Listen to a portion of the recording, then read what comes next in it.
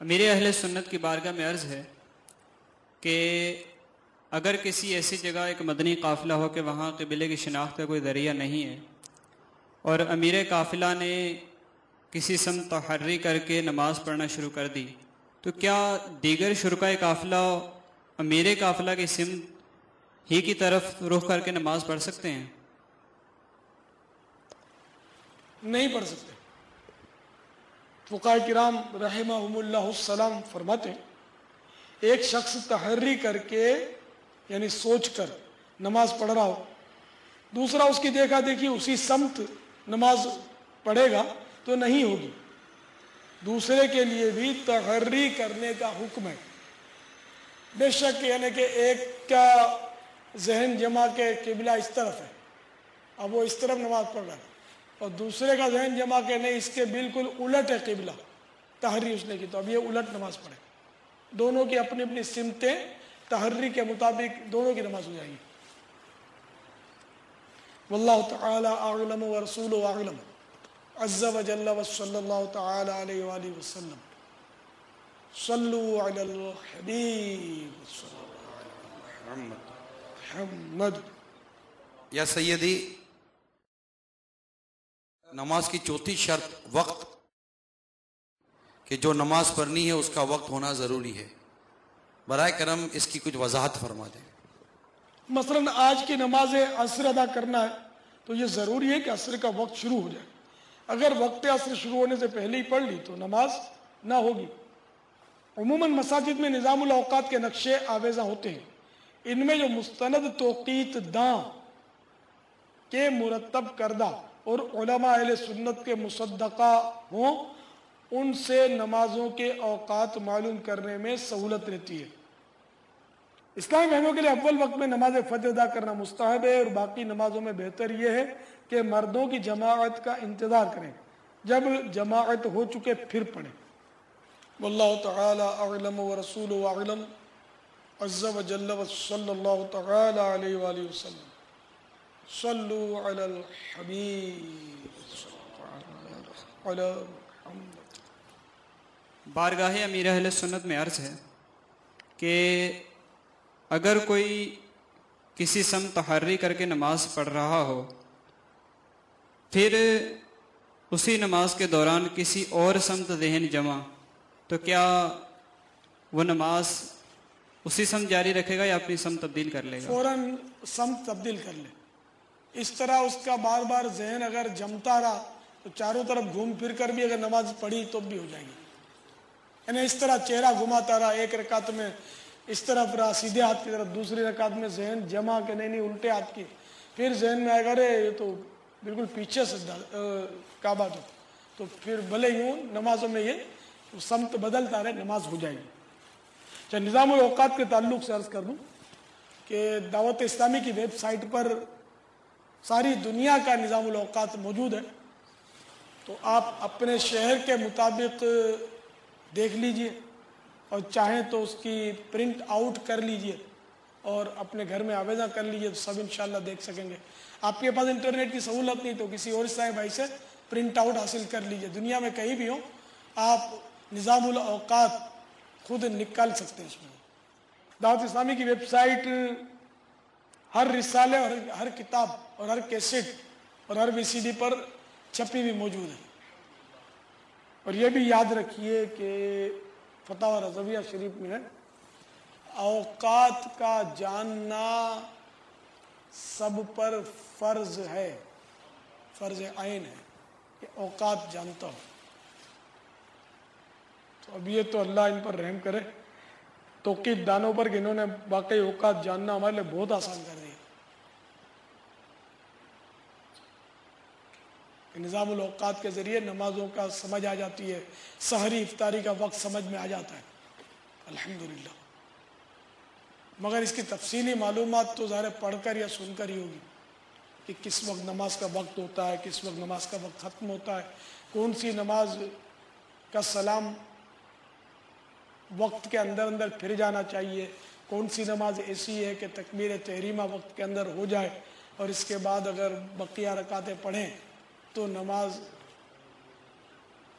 ہو جاتی ہے۔ ساری اس کی تفصیلی معلومات کے لیے آپ کو بہار شریعت پڑھنی ہوگی اور انشاءاللہ کافی حد تک اس میں بھی مسائل مل جائیں گے نماز کے احکام میں۔ یا سیدی یہ سنا ہے کہ عشاء کی نماز کا وقت 12 بجے ختم ہو جاتا ہے، کیا یہ درست ہے؟ نہیں، اس کا 12 بجے سے تعلق نہیں ہے۔ عشاء کا وقت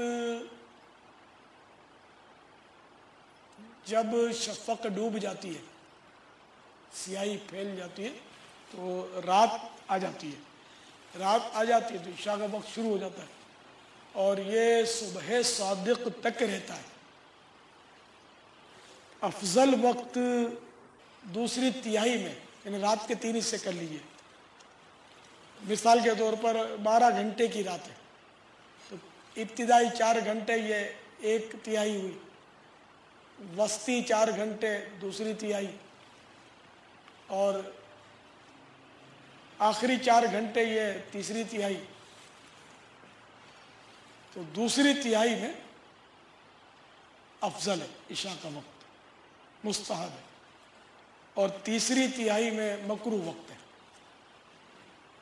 تو اگر فرض رکعت کی تکبیر تحریمہ کہہ لی اور صبح صادق ہو گئی، عشاء کا وقت جاتا رہا مگر تکبیر تحریمہ وقت کے اندر پڑھ لیے تو اس لیے 4 رکعتیں پوری کر لے، نمازیں ہو گئی، نماز فرض نماز ادا ہو گئی، سنت اور وتر رہ گئے کیونکہ وقت جا چکا اگر فرض ادا ہوگا۔ امیر اہل سنت کی بارگاہ میں عرض ہے کہ یہ ارشاد فرمائیں کہ کون سی نماز کا وقت کے اندر اندر سلام پھرنا ضروری ہے اور کون سی نماز کا وقت کے اندر فقط تکبیر تحریمہ کا ہونا ضروری ہے؟ دیکھیے، فجر، جمعہ اور عیدین کی نمازیں، میٹھی عید اور بقرعید کی جو عید کی نمازیں ہوتی ہیں، تو فجر، جمعہ اور عیدین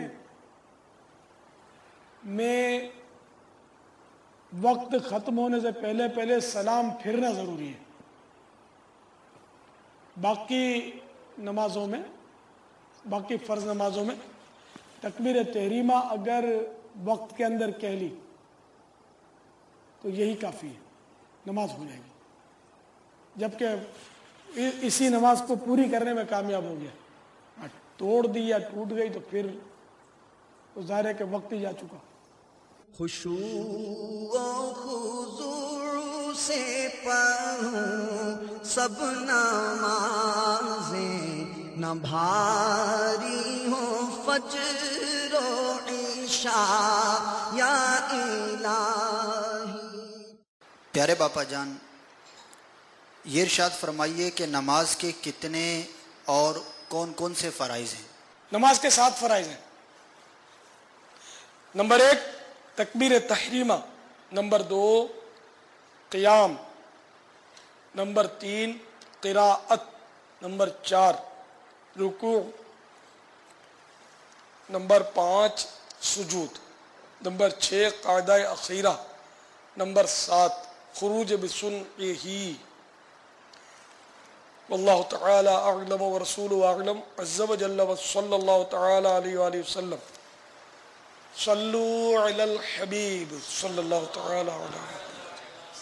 امیر اہل سنت کی بارگاہ سراپا عقیدت میں عرض ہے کہ ان فرائض کی کچھ وضاحت بھی فرما دیجیے۔ نمبر 1 تکبیر تحریمہ۔ در حقیقت تکبیر تحریمہ یعنی تکبیر اولا شرائط نماز میں سے ہے، مگر نماز کے افعال سے بالکل ملی ہوئی ہے، اس لیے اسے نماز کے فرائض سے بھی شمار کیا گیا ہے۔ مقتدی نے تکبیر تحریمہ کا لفظ اللہ امام کے ساتھ کہا مگر اکبر امام سے پہلے ختم کر لیا تو نماز نہ ہوگی۔ امام کو رکوع میں پایا اور تکبیر تحریمہ کہتا ہوا رکوع میں گیا، یعنی تکبیر اس وقت ختم ہوئی کہ ہاتھ بڑھائے تو گھٹنے تک پہنچ جائے، نماز نہ ہوگی۔ ऐसा